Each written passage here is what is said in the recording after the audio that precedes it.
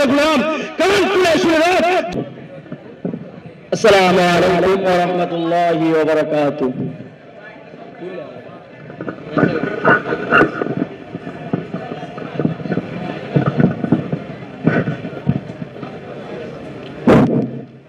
نحمده ونصلي على رسوله الكريم أما بعد فأعوذ بالله من الشيطان الرجيم بسم الله الرحمن الرحيم لقد كان لكم في رسول الله أسوة حسنة صدق الله العظيم وقال النبي صلى الله عليه وسلم إنما بعثت لأتمم مكارم الأخلاق أو كما قال عليه الصلاة والسلام ঐতিহ্যবাহী আল্লাহ শামসুদ্দিন ভূঁইয়া জামিয়া ইসলামিয়া কর্তৃক আয়োজিত বক্তৃতা প্রতিযোগিতা অনুষ্ঠানে উপস্থিত সম্মানিত সভাপতি বিজ্ঞ বিচারক সুদক্ষ পরিচালক আমার সামনে উপস্থিত বাংলার দূর দূরান্ত থেকে হারমকারী ছাত্ররা জমা হয় প্রিয় উপস্থিতি চরিত্র দেখে মক্কার কাফের বেঈমানদের থেকে আলামিন উপাধি দিয়েছিল শুধু তাই না রাসূল সাল্লাল্লাহু আলাইহি ওয়াসাল্লামের কাছে তারা আমানত রাখত প্রিয় হাজিরিন বর্তমানে আল্লাহ তাআলা অনেক নবী রাসূল প্রেরণ করেছেন তাদের মধ্যে সর্বশ্রেষ্ঠ রাসূল হলো আমাদের নবী আকরাম নম্বর সরদার আলম মুহাম্মদ আরবি সাল্লাল্লাহু আলাইহি ওয়াসাল্লাম বর্তমানে দেখা যায় যে রাসূল সাল্লাল্লাহু আলাইহি ওয়াসাল্লামের রাসূল সাল্লাল্লাহু আলাইহি ওয়াসাল্লামকে নিয়ে কিছু নাস্তিক কুলাঙ্গারের বাচ্চারা রাসূল সাল্লাল্লাহু আলাইহি ওয়াসাল্লামকে নিয়ে কুরুক্তি করে দাঙ্গা চিত্র করে আমরা তাদেরকে স্পষ্ট ভাষায় জানিয়ে দিতে চাই আল্লাহ রাসূলকে কুরুক্তি করলে আমরা মুসলমান করে দিতে পারবো না আমরা বলতে চাই মুসলমান মুসলিম দিয়েছে আমরা নবীর মুক্তিকে বলা রাসূল সাল্লাল্লাহু আলাইহি ওয়াসাল্লামকে আমাদের আইসা গেলে কুরুক্তি করে আমরা তাদেরকে বলতে চাই তোমরা কি মুসলমানদের ইতিহাস ভুলে গেছো মুসলমানদের ইতিহাস ভুলে গেছো মুসলমানদের ইতিহাস ভুলে গেছো মুসলমানদের ইতিহাস আমরা বলতে চাই মুসলমানদেরকে তোমরা কতদিকে বই দেখাবে রাসূল সাল্লাল্লাহু আলাইহি ওয়াসাল্লাম বলে কুরুক্তি করবে আমরা বলতে চাই মুসলমানদেরকে কোনোদিন বই দেখাতে পারবে না আল্লাহ রাসূল বলে কুরুক্তি করলে আমরা তার প্রতিবাদ জানাতে প্রস্তুত রাসূলুল্লাহ করিম অবশ্যই মুমিন আসসালামু আলাইকুম ওয়া রাহমাতুল্লাহ حامدا ونصلي ومسلما أما بعد فقد قال الله عز وجل لقد كان لكم في رسول الله أسوة حسنة وقال النبي صلى الله عليه وسلم تركت فيكم أمرين لن تضلوا ما تمسكتم بهما كتاب الله وسنة رسوله سيرة النبي صلى الله عليه وسلم উপলক্ষে আলহাজ শামসুদ্দিন ভূঁইয়া জামিয়া ইসলামিয়া কর্তৃক আয়োজিত অধ্যক্ষার ব্যক্তিরা সেমিনার ও মানব সভাপতি বিজ্ঞ বিচারক মন্ডলী সুদক্ষ উপস্থাপক ও আজকের সুধী সকলকে জানাই আমার পক্ষ থেকে আন্তরিক শুভেচ্ছা ও ঠান্ডা অভিনন্দন নির্ধারিত আলোচ্য বিষয় অপরাধ দমন ও নবীজির আদর্শ মুহতারাম হাজিরিন পৃথিবীতে অপরাধের সূচনা মূলত হযরত আদম আলাইহিস সালামের সন্তান হাবিল কর্তৃক হাবিলকে হত্যার মাধ্যমে ঘটে এরপর তা ক্রমে পরিক্রমায় গোটা বিশ্বে ছড়িয়ে পড়ে এমনকি ইসলামে এই ধারাতে আসার পূর্বে যখন সমগ্র বিশ্ব ছিল সর্বপ্রকার অন্যায় অপরাধে জর্জরিত যখন মানুষের জন্য স্বাভাবিক জীবনযাপন হয়ে গিয়েছিল অনুমনীয় যখন অপরাধ দমনের সকল পদক্ষেপ হয়েছিল পরাভূত ঠিক সেই ভীষণময় পরিস্থিতিতে অপরাধ দমনের করে পদক্ষেপ গ্রহণ করার জন্য এই ধারার দিকে আগমন করেন মানবতার মুক্তিদূত সাইয়্যিদুনা মুহাম্মদুর রাসূলুল্লাহ সাল্লাল্লাহু আলাইহি ওয়াসাল্লাম তিনি অপরাধী করে কুঠারাঘাত করে গোটা মানব জাতিকে এক শান্তিময় বিশ্ব উপহার দিতে সক্ষম হন প্রিয় ভাইরা আমার পৃথিবীতে সুরক্ষার পর সবচেয়ে বড়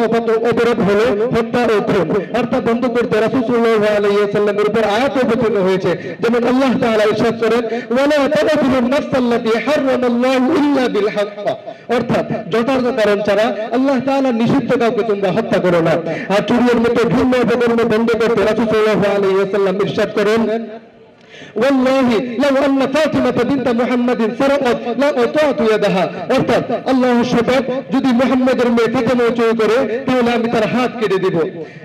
আর পরস্পর হিংসা বিদ্বেষ দমন করতে রাসূল সাল্লাল্লাহু আলাইহি ওয়াসাল্লাম ইরশাদ করেন ইয়াকুম ওয়াল হাসাদ ফাইনাল হাসাদ ইয়াকুলুল হাসানাত কামা তাকুলুন নারুল হাসাদ অর্থাৎ তোমরা হিংসা থেকে বেঁচে থাকো কারণ হিংসা নেক কাজগুলোকে তেমনি ভাবে ধ্বংস করে দেয় যেমনি ভাবে আগুন লাকড়িকে ধ্বংস করে দেয়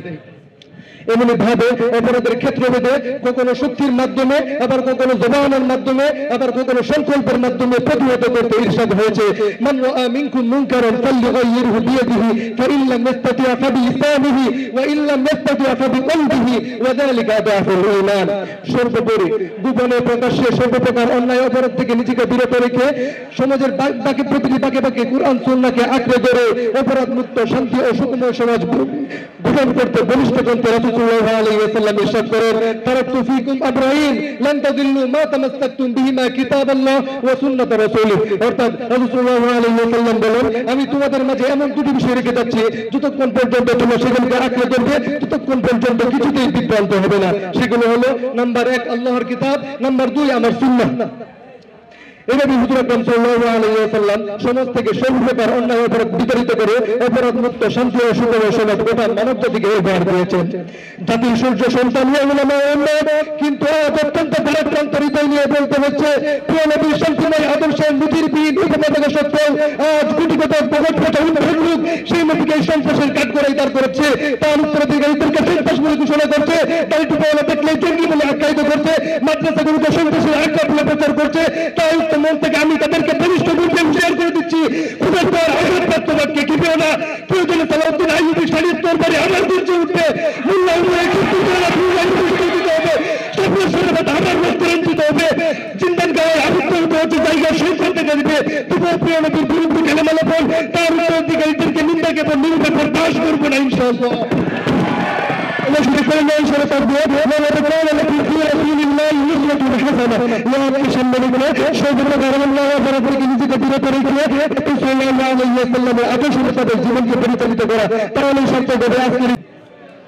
الحمد لله وكفى وسلام على عباده الذين اصطفى أما بعد فقد قال الله عز وجل النبي أولى بالمؤمنين من أنفسهم وأزواجه أمهاتهم صدق الله المولانا العظيم। জামিয়া ইসলামিয়া মুআল্লিম মুতাআল্লিম কর্তৃক আয়োজিত আজকের সিরাতুন নবী সাল্লাল্লাহু আলাইহি ওয়াসাল্লাম অনুষ্ঠানের সম্মানিত সভাপতি, নিউ ইনসাফের মধ্যপ্রতীক বিজ্ঞ বিচারকদ্বয়, সুদক্ষ উপস্থাপক ও বাংলার প্রত্যন্ত এলাকা থেকে আগত ইলমি মুগ্রহণকারী আমার প্রাণপ্রিয় তালিবে ইলম ভাইরা, সবাইকে জানাই আমার পক্ষ থেকে আন্তরিক মোবারকবাদ। নির্ধারিত আলোচ্য বিষয় রাসূলুল্লাহ সাল্লাল্লাহু আলাইহি ওয়াসাল্লামের বিবাহ সম্পর্কে সুস্পষ্টকরণ ও অপরিহার্য সতর্কবাণী।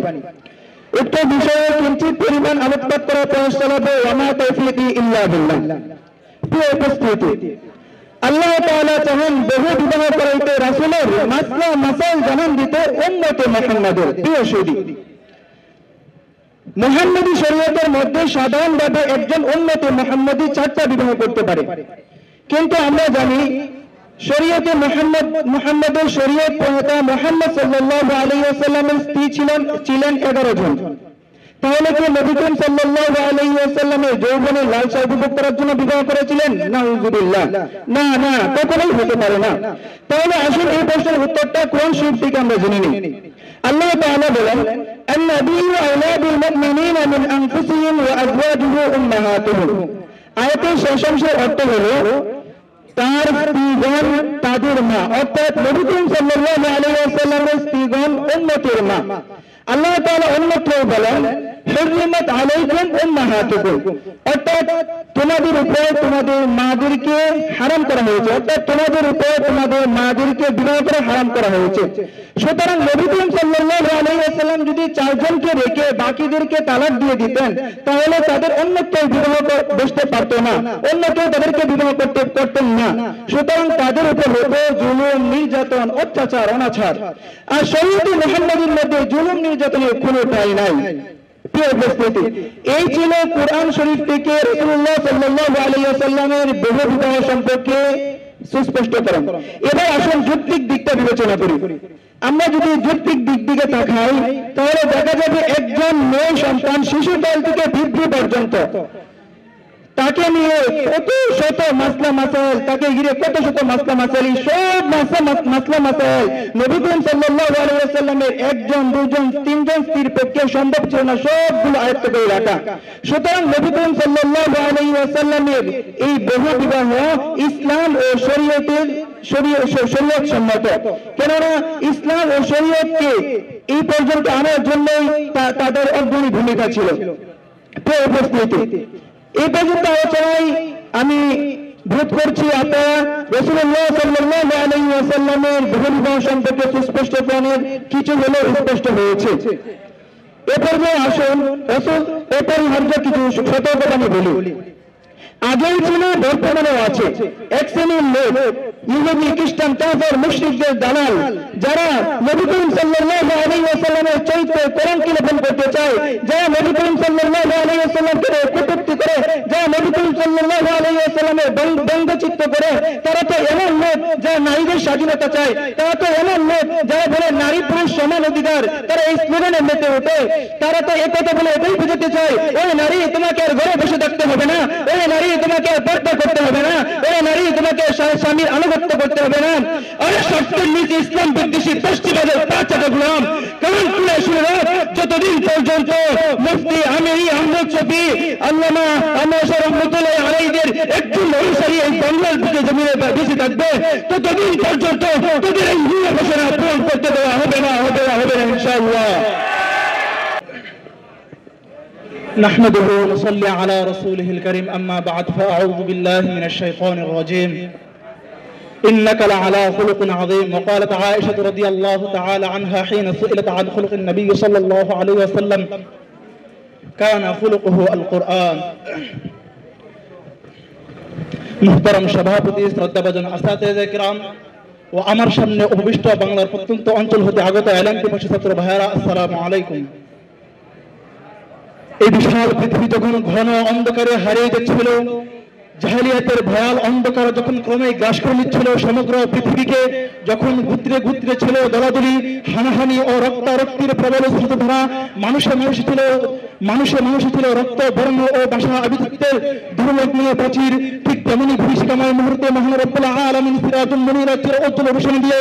রাহমাতুল লিল আলামিন হিসেবে ধরনের বুকে প্রেরণ করলেন সাইয়্যিদুল মুরসালিন তাজুল মদিনা আখির নবী হযরত মুহাম্মদ মুস্তাফা সাল্লাল্লাহু আলাইহি ওয়াসাল্লামকে। সিরাজুল মুনিরা সেই চিরউজ্জ্বল রোশনীর আলোকে তিনি পথহারা মানবজাতিকে পৌঁছে দিলেন হেদায়েতের চিরউজ্জ্বল সরণিতে। রব্বুল ইজ্জতের পক্ষ থেকে তিনি মানবতার সামগ্রিক জীবনের জন্য এমন আদর্শবান ও শিক্ষা নিয়ে আসেন যা ইতিহাসের সবচেয়ে নিকৃষ্টতম মানুষদেরকে পরিণত করে ইতিহাসের সর্বোত্তম স্মরণে মানবে, যা মানবতাকে সন্ধান দিলে অলৌকিক ও পারলৌকিক জীবনের সামগ্রিক সফলতার এক স্মরণীয় মানুষের ব্যক্তি জীবন, পারিবারিক জীবন, সামাজিক জীবন ও রাজনৈতিক জীবন ধীরে ধীরে হয়ে উঠল সুস্থ, সুন্দর, প্রশান্ত ও কল্যাণময়।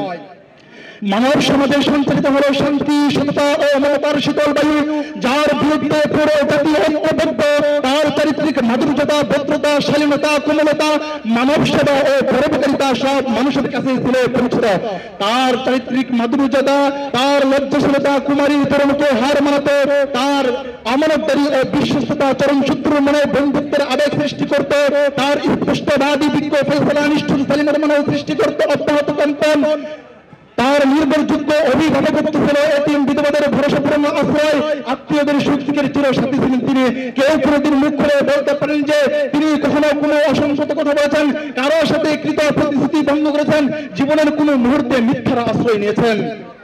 মূলত হুজুর সাল্লাল্লাহু আলাইহি ওয়াসাল্লাম ছিলেন সর্বজনীন সর্বগুণের আধার, যার সম্পর্কে আল্লাহ পাক রব্বুল আলামিন বলেন সূরাতুল কোরআনের 4 নম্বর আয়াতে, ইন্নাকা লাআলা খুলুকিন আযীম, হে আমার হাবিব নিশ্চয়ই আপনি মহান চরিত্রের অধিকারী, আপনার চরিত্র থেকে মানুষ আদর্শ গ্রহণ করবে। তাই তার পৃথিবীতে আগমন থেকে গমন পর্যন্ত পুরো জীবনই ছিল নিষ্কলুষ পবিত্রতার বাস্তব উদাহরণ। আজকে যারা আশিক রাসূল দাবি করে, আমার রাসূলের বিরুদ্ধে কটূক্তি করে, আমার রাসূলের বিরুদ্ধে ষড়যন্ত্র করে, তাদেরকে বলতে চাই এখন বাংলাদেশ আর সেই 17 বছরের শেখ হাসিনার পুরাতন ফ্যাসিবাদী বাংলাদেশ নয়।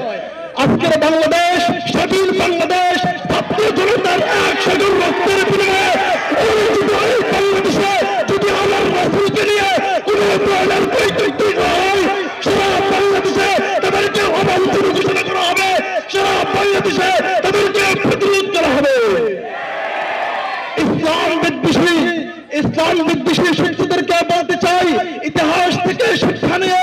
মুসলমানদের বিরুদ্ধে, রাসূলের বিরুদ্ধে নীলনকশা তৈরি বন্ধ করা। কারণ মুসলমানদের ইতিহাস রক্ত দেওয়ার ইতিহাস, মুসলমানদের ইতিহাস আত্মত্যাগের ইতিহাস, মুসলমানদের ইতিহাস জীবন দেওয়ার ইতিহাস। আমাদের দমনিত রয়েছে ওমর অহংকার, আমাদের দমনিত রয়েছে খালিদ বিন ওয়ালিদের চেতনা।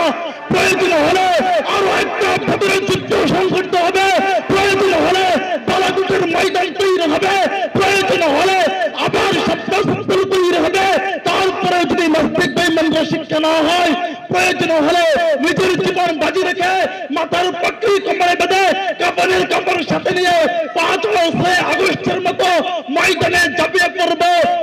সেদিন শেখ হাসিনার মতো রাতের অন্ধকার